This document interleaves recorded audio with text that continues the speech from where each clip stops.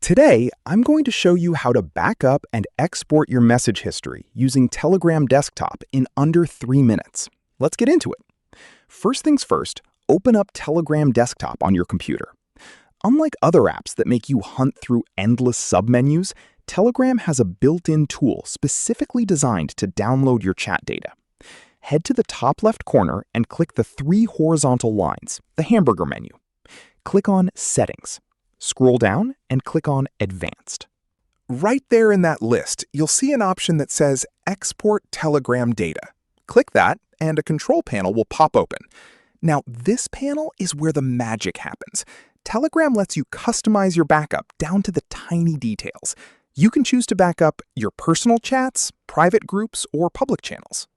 Photos, voice messages, video notes, and even files. If you want a complete archive of everything you've ever done on the app, you can check every single box. Just keep in mind, if you have thousands of gigabytes of videos and photos, the backup might take a little while to download. Once you've picked what you want, choose your download format. You can pick HTML if you want a gorgeous, clickable web page format to read through, or JSON if you're a developer who needs raw data. Or both if you prefer to have both formats. Choose your preferred format and hit Export and let it run. Now, here is a very important reality check about restoring messages on Telegram Desktop. Because Telegram is a cloud-first messenger, your active chats are automatically synced to the cloud. If you log into Telegram Desktop on a brand new computer tomorrow, all your chats, texts, and media will automatically load right back up without you needing to upload any backup file. The local export file you just downloaded isn't meant to be re-imported back into the app.